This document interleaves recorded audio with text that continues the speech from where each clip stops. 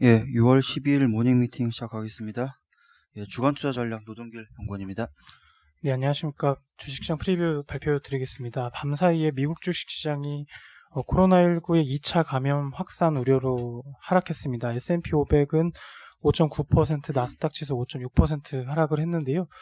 국내 주식시장의 영향도 클 수밖에 없을 것 같습니다. 밤사이 우리나라가 야간 선물 시장이 현재 폐지가 됐기 때문에 코스피 ETF로 다음날 시초가를 예상을 해볼 수가 있는데요.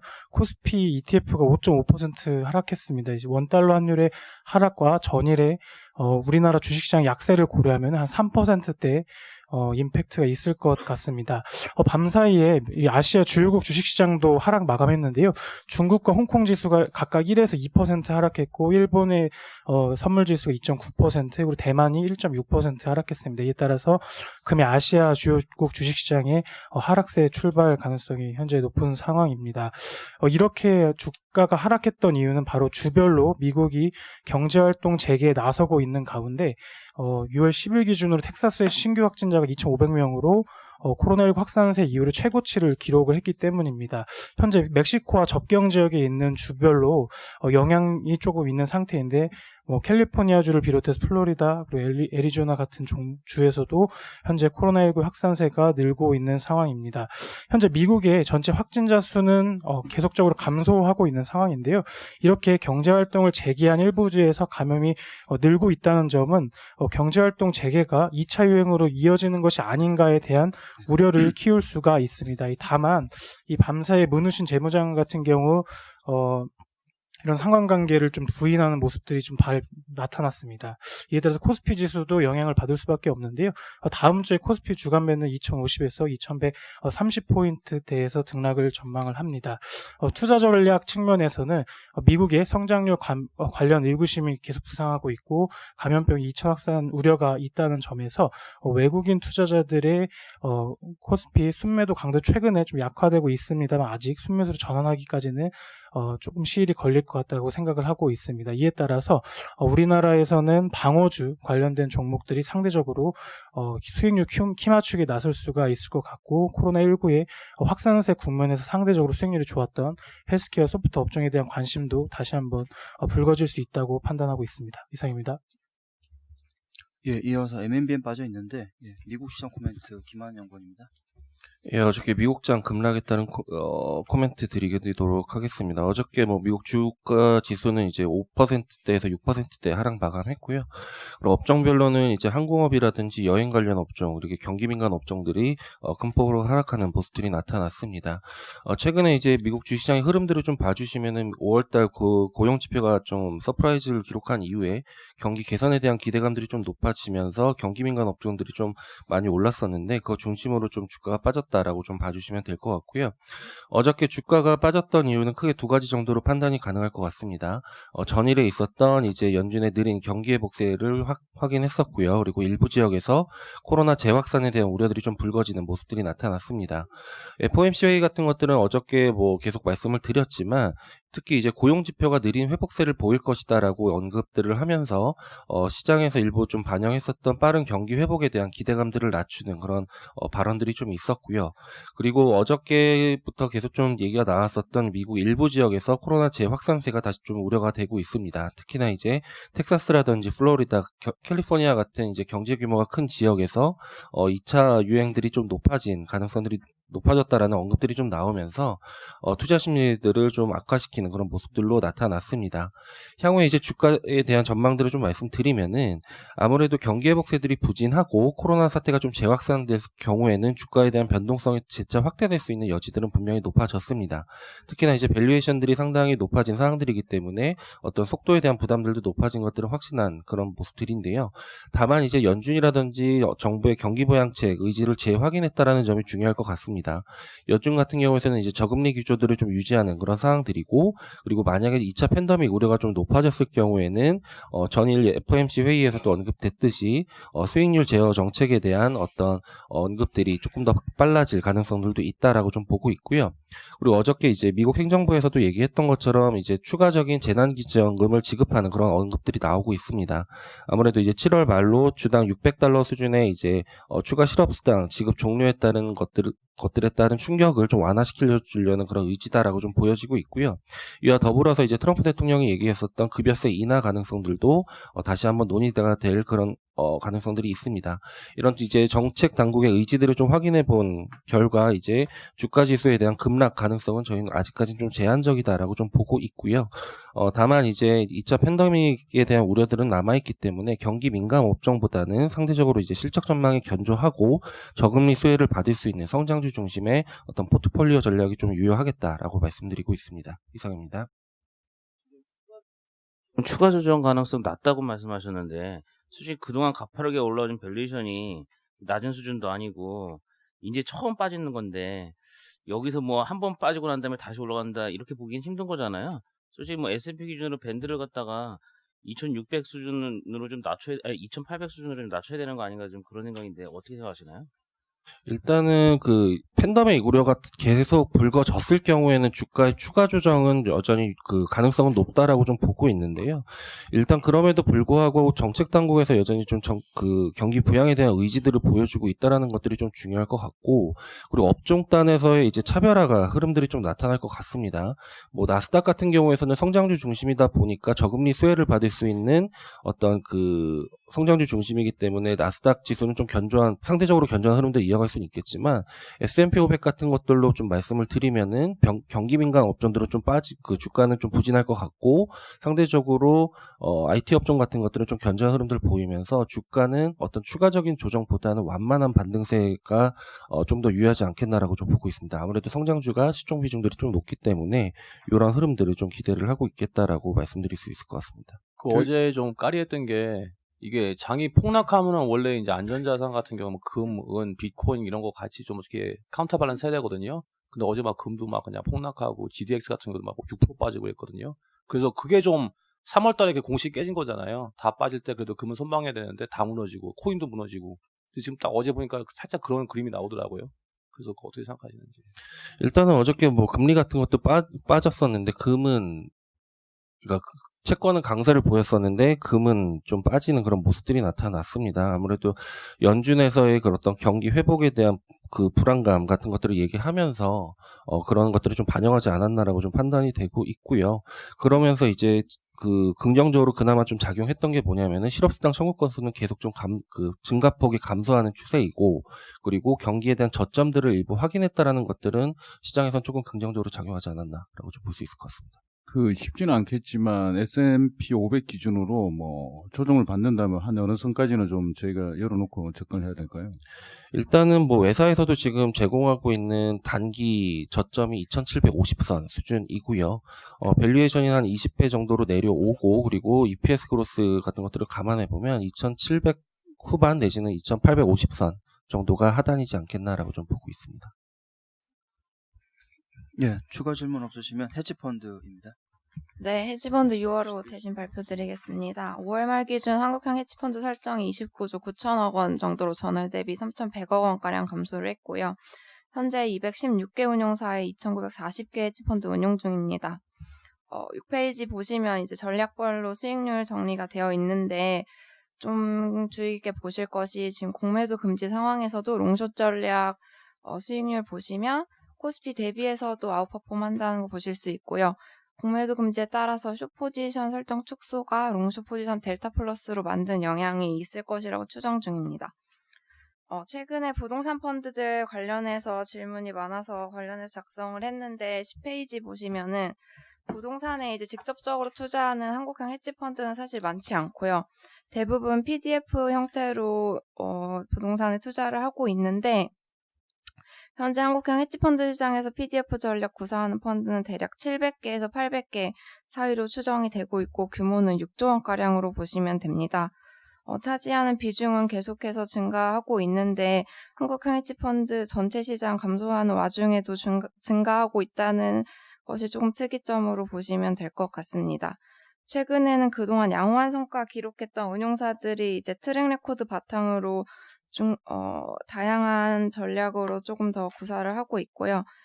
메자닌 시장 위축에 따라서 풍선 효과가 해당 헤지펀드에 집중될 것으로 전망하고 있습니다. 이상입니다.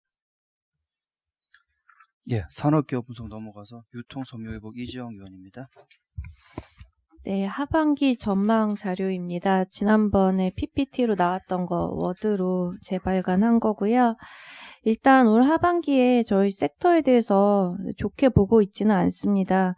글로벌 경기 둔화나 가계소득 침체가 본격화될 걸로 보고 있고요. 그래서 유통 및 섬유의복 산업에 대해서 투자 의견 중립을 유지하도록 하겠습니다. 하지만 저희가 생각해 볼 수 있는 투자 포인트가 한 3개 정도 된다라고 생각하고 있고, 첫 번째는 이제 실업 증가에 따른 가맹사업의 팽창, 이게 좀 올 하반기뿐만이 아니라 향후 우리나라의 좀 어떤 구조적인 투자 포인트가 되지 않을까라고 생각하고 있습니다. 그래서 이 페이지의 그림 1 보시면은 지금 아시다시피 구직급여가 사상 처음으로 1조 원을 돌파를 했어요. 그리고 젊은 층이나 여성의 실업률 계속 올라가고 있습니다. 그래서 요번에 실업 있었던 분의 재취업도 쉽지 않고, 또 젊은 층 이런 신규 취업도 쉽지 않을 걸로 보여서 계속해서 좀 가맹사업의 수요가 많이 증가하지 않을까 이렇게 생각을 하고 있습니다. 실제로 이제 GS25 같은 경우에는 20대 점주 비중이 한 2, 3년 전에만 해도 7%인데 지금은 한 12, 13%로 올라왔고, 도미노 피자도 2017년엔 제로였는데 지금 12%까지 올라왔다고 합니다. 그래서 굉장히 빠르게 올라오고 있고요. 또 우리나라 같은 경우 좀 특징적인 게 정부가 그 기업형 유통에 대해서 다방면으로 규제를 하고 있어요. 근데 소비자들은 상품과 서비스의 표준화를 원하거든요. 그래서 이러한 갭을 프랜차이즈가 메꿔주고 있습니다. 그래서 지금 동네 구멍가게를 하다가 편의점으로 전환을 하면 상권도 똑같고 상품 구색도 비슷한데 이런 깨끗한 어떤 표준화된 서비스에 대한 소비자의 그런 니즈로 매출이 평균 30% 증가하는 효과가 있다고 합니다. 그래서 최근에 그런 전환 수요 굉장히 많은 상황입니다.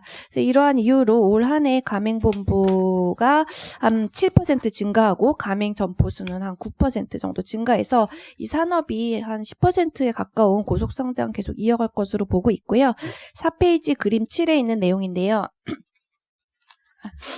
근데 우리나라 자영업이 포화긴 포화죠. 그래서 할 수 있는 업종이 몇 개 없다는 겁니다. 그래서 4페이지 그림 7을 보시면 이게 우리나라 자영업 업종별 사업자 수 증감률인데요. 특정 업종에 되게 쏠리고 있는 걸 보실 수가 있어요. 근데 이게 쏠리는 업종이라고 다 좋은 게 아니고, 여기서 커피, 음료 이런 거는 그림 8에 보시면 매출도 작고 폐업률도 높죠. 그래서 솔직히 편의점 같은 경우 보시면 매출도 제일 크고 폐업률도 낮은 편입니다. 그래서 할 수 있는 게 몇 개 없다. 그래서 계속해서 편의점처럼 특정 업종의 쏠림 현상이 이어질 것으로 보인다라고 보고 있습니다. 물론 이제 가맹 점주는 워낙 경쟁이 심하니까 힘들겠죠. 그렇지만 그래서 점주보다는 이런 출점을 통해 성장하는 가맹 본사가 좀 좋을 것으로 보고 있고, 프랜차이즈 가맹업을 영위하는 사업자에 좀 집중할 필요가 있다 보고 있습니다. 그다음에 두 번째의 어떤 포인트는 온라인입니다. 그래서 우리나라 온라인의 지금까지의 특징은 굉장히 파편화된 시장이라는 거예요. 그래서 솔직히 아무도 돈 버는 사업자는 없고 서로 맨날 치고받는 시장이었는데 이게 이제 변하고 있다는 겁니다. 그래서 그림 10을 보시면 우리나라 온라인 사업자별 점유율인데 2015년만 해도 쿠팡과 네이버 두 개 합해서 7%밖에 안 됐는데 올해 25%? 저는 솔직히 더 그 이상일 것 같습니다. 그래서 이 두 사업자가 거의 재편하는 모습이 나타나고 있고, 쿠팡 적자가 굉장히 많이 줄어드는 등 이들의 어떤 수익성도 이제는 자립할 수 있는 상태가 되고 있다라는 겁니다. 그러면은 오프라인 유통 굉장히 안 좋게 보고 있고요. 항상 유통산업에 가장 많이 물어보시는 질문이 롯데나 이마트 같은 대형 오프라인이 언제 반등하냐는 건데, 저는 앞으로 더 어려워질 것으로 보이고 있고, 올 하반기에 영업 상황이 더 악화될 것으로 다소 보수적인 의견을 제시를 하고 있습니다. 패션 산업도 좀 온라인에서 저희가 투자 포인트를 찾아볼 수 있을 것 같고요. 6페이지에 있는 그림 12인데요. 저희 지금 의류 산업의 비용 구조입니다. 지금 매출의 거의 한 30에서 많게는 50%를 유통 수수료로 쓰고 있어요. 근데 이게 온라인 시대가 되면서 자사몰 D2C라고 하죠. 다이렉트 세일즈를 하면은 이 유통 수수료가 빠지거든요. 그러니까 영업이익이 엄청 많이 남는 거예요. 그러면은 그거를 다시 브랜드에 재투자하고 그러면은 다시 자사몰의 트래픽이 늘어나고 이런 식의 선순환 구조가 형성이 됩니다. 그래서 자체 그 트래픽을 집객할 수 있는 대형 브랜드들이 치고 나가는 현상이 굉장히 뚜렷하게 나타나고 있고, 뭐 잘 아시다시피 나이키가 아마존에서 다 철수했죠. 그래서 나이키닷컴에서만 팔고 있습니다. 그래서 우리나라에서도 이렇게 좀 브랜드력이 있는 몇 개 기업들이 있는 것 같아서 그런 쪽에 집중을 해야 된다. 그래서 잘 되는 브랜드에 집중을 해야지 뭐 이거를 하위 브랜드의 턴어라운드 이런 것보다는 저는 좀 잘 되는 거에 양극화가 심해질 것으로 보고 있습니다. 마지막은 중국 소비고요. 뭐 아직까지 뭐 시진핑 방한 이런 뉴스가 지겹긴 하지만 소멸된 건 아니에요. 그래서 아직 남아 있고요. 그리고 올 9월부터 인천공항 그 T1의 그 3기 사업자 영업이 종료가 됩니다. 그래서 여기에 따른 임대료 절감이 좀 클 것으로 보고 있습니다. 그래서 7페이지 그림 14인데 호텔 신라랑 호텔 롯데 가 직접적인 수혜를 받을 것으로 보고 있고요. 신세계는 솔직히 그렇게 수혜가 크진 않아요. 저 2018년에 들어갔기 때문에 2023년까지 계약이거든요.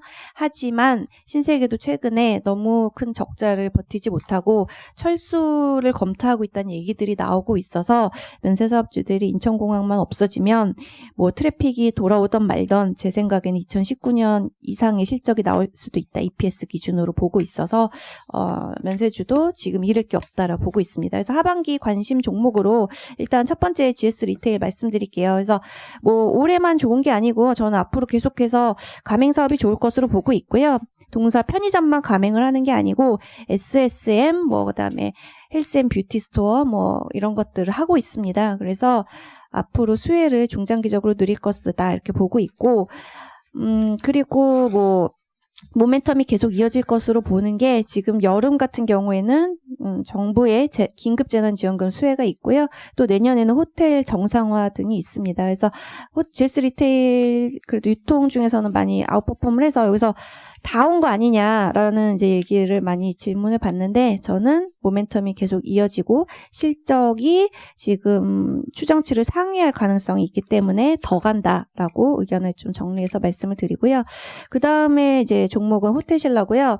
물론 뭐 지금 좋지는 않습니다. 근데 제가 호텔신라를 말씀드린 포인트는 더 나빠질 게 없다는 겁니다. 그래서 매출은 지금 관세청이 뭐 제3자 국외 반송 이런 것들을 허가하면서 올라오고 있어요. 미약하나마 어쨌든 더 빠지지는 않고 올라오고 있는 추세고요. 그다음에 인천공항 그 적자도 저희가 어쨌든 인천공항이 임대료 인하를 해주기로 결정을 했고 또 8월부터는 계약이 종료가 되기 때문에 이것도 뭐 최악의 상황을 지난 거고요. 예, 그래서 뭐 최근에 약간 주가 못 오르는 게 뭐 중국의 자국 면세점 육성, 뭐 홍콩 이슈 이런 것들이 있긴 합니다면서도 모두 이전부터 주가에 반영되었던 거라서 추가적인 하락은 없을 것이다. 그래서 손해볼 거 없는 투자 아닌가라고 생각을 하고 있습니다. 마지막으로 선미우복에서는 FNF 추천드리고 있고요. 최근 트렌드랑 잘 맞는 부분이 이제 온라인 제가 아까 집중해야 된다고 말씀드렸는데 그래도 국내에서 이 MLB랑 디스커버리 정도 브랜드면 자사 온라인몰로 좀 고객을 유도할 수 있는 어떤 집객력이 있는 브랜드들입니다. 그래서 최근에 온라인 매출 비중 2배 이상 가까이 상승을 했고요. 그 다음에 이제 아웃도어 활동이 증가하고 있어요. 뭐 실내 시설, 밀집 시설 이런 데 가기 힘드니까. 그래서 지금 국내 대표 아웃도어 애슬레저 브랜드인 디스커버리가 굉장히 수혜를 받고 있는 상황입니다. 이제 한 가지 아쉬운 게 면세 쪽 매출이 뭐 어쩔 수 없이 안 좋은데 중국 티몰 매출이 계속 분기별로 치고 올라가고 있어요. 그래서 이걸로 면세 매출의 부진을 상당 부분 좀 메꿔주지 않을까 이렇게 생각을 하고 있습니다. 이상입니다. GS 리테일 좀 여쭤볼게요. 저희 그 실적 추정 이런 거 보면 뭐 이렇게 가맹 사업자가 늘어나는 것에 비해서 물론 뭐 절대적인 매출 수준이 구조로 좀 많은 거는 같지만 너무 조금 매출 증가율이 이렇게 가맹 사업이 구조적으로 늘어난다는 전망하에서 너무 작지 않은가 이런 생각이 들고요. 두 번째로는 매출 사이즈가 이렇게밖에 안 나는데 영업이익률이 이렇게 좀 개선될 수 있을까 이런 생각도 같이 좀 드네요. 네, 저희 솔직히 가맹 수요 증가하는 거는 뭐 한 5%에서 7% 정도 되는 것 같아요. 그런데 이제 슈퍼 부진 점포 폐점 그리고 헬스앤뷰티 스토어 구조조정 이런 것들이 진행이 되고 있어서 그거랑 이제 믹스해서 보니까 전사 수익률이 좀 낮게 나왔습니다. 하지만 그런 구조조정을 빼고 저희가 보통 보기 때문에 그것만 놓고 봤을 때는 성장률이 그래도 유통산업 내에서는 산업 성장을 초과하는 굉장히 양호한 수준이다라고 저는 보고 있고요. 그 다음에 이제 영업이익률의 경우는 좀 계속 좋아질 걸로 봐요. 왜냐하면 지금 편의점의 월 거래액이 대형마트 월 거래액을 추월했거든요. 그래서 우리나라 오프라인에서 가장 큰 채널이 편의점이 되고 있습니다. 그렇기 때문에 편의점의 바잉 파워가 커지고 대형마트 바잉 파워가 떨어지는 게 맞는 현상이라 보고 있고 지금 실제로 편의점의 매입률이나 이런 것들이 개선되는 추세가 계속 나타나고 있습니다. 그래서 계속 개선될 수 있을 것이다. 그리고 슈퍼도 예전에는 좀 골칫덩어리 사업부였지만 저희가 지금 굉장히 슬림화를 했죠. 그러니까 이 매출 성장률이 떨어지면서 그 폐점을 하면서 영업이익률이 올라오는 거예요. 그래서 계속해서 슈퍼 부분의 수익성 올라올 걸로 보이고요. 이번 코로나 때 동네 슈퍼 이용해 보시고 그동안 마트에 왜 갔었는지 모르겠다. 뭐 이런 분들 굉장히 많으세요. 그래서 근거리 쇼핑이 좀 고착화될 것으로 보고 있습니다. 그래서 슈퍼가 계속 좋아질 걸로 보고 있습니다. 면세점 같은 경우가 단기간에 탑라인 회복이 어려울 거 아닙니까? 이 상황에서 이제 인천터미널 철수나 계약 해지가 이제 코스트 측면에서 상당히 영향을 많이 줄 것 같은데 그 계약 현황하고 철수했을 때 뭐 호텔신라나 신세계 같은 경우에 어떤 임팩이 숫자로 좀 말씀해 주시죠. 네, 저희 이제 14페이지에 보시면 저희 실적이 나와 있는데요. 이제 영업이익에서 면세점 이렇게 돼 있는 게 저희 지금 한 2019년 기준으로 한 2,700억 정도 됩니다. 근데 사실 인천공항 적자가 한 400에서 500억 정도 되고요. 그게 없으면은 사실 한 3,200억 정도가 나올 수 있는 체력을 가지고 있다라고 말씀드릴 수 있을 것 같아요. 그래서 인천공항에서 단순하게 철수했다 그러면은 여기서 한 20-30% 정도 정상 영업이익 레벨에서 올라갈 부분이 있다라고 보고 있고요. 만약에 인천공항에 좋은 조건으로 계약했다라고 하면 저희 지난번 이 터미널 같은 경우에는 유찰이 많이 돼서 되게 좋은 조건에 계약을 했었거든요. 거기 지금 영업이익률이 한 3% 나와요. 그러니까 이게 적자가 없어지는 게 아니고 여기서 돈을 벌 수 있어요. 그러니까 뭐 여기서 한 400~500억이 또 올라올 수도 있는 거예요. 적자가 없어지고 그러니까 1,000억 정도 개선될 수도 있는 거죠. 그러니까 상당히 개선의 여지가 크다 이렇게 생각을 하시면 될 것 같고요. 신세계 호텔신라는 이제 인천공항 적자가 400~500억이지만 신세계는 1,000억이 넘거든요. 그러니까 신세계는 철수하면은 굉장히 이익이 크게 변할 수 있습니다. 네. 근데 철수 가능성이 호텔신라보다 낮은 게 조금 아쉬운 부분이죠. 예, 추가 질문 없으시면 삼성전자 도현 의원입니다. 예, 삼성전자 말씀드리겠습니다. 투자기간 바이라 목표주가 66,000원은 유지하고요. 최근에 여러 가지 좀 우려들이 있는데 일단 2분기 실적에 대한 우려가 좀 있고 원달러 환율 내려가는 것도 그 회사 실적에 좀 안 좋을 것 같고 그리고 3분기 이후에 메모리 가격 좀 하락한다 이런 투자자들의 좀 우려도 최근 이제 주가에 좀 반영이 되고 있는 게 아닌가 그렇게 생각을 하고 있습니다. 결론을 말씀드리면 2분기가 실적이 좀 부진합니다. 컨센서스 대비해서 좀 많이 하회할 것 같고요. 실적이 7월 초에 나오는데 그때까지는 컨센서스가 좀 내려가야 되니까 주가가 좀 부진하지 않을까 그렇게 생각이 들고요. 3분기에 실적 개선이 상당히 좀 크게 일어나기 때문에 저희는 그 뭐 6월 한 말 정도까지 이 실적 부진 때문에 주가 뭐 조정될 때 3분기 실적 개선을 염두에 두고 그때 이제 좀 살 수 있는 기회가 오지 않을까 그렇게 생각을 하고 있습니다. 2분기에 저희가 영업이익 5.6조 정도 추정을 하고 있고요. 컨센서스가 6.3조이기 때문에 한 7천억 정도 차이가 납니다. 그래서 컨센서스가 좀 내려가지 않을까 앞으로 그렇게 생각을 하고 있습니다.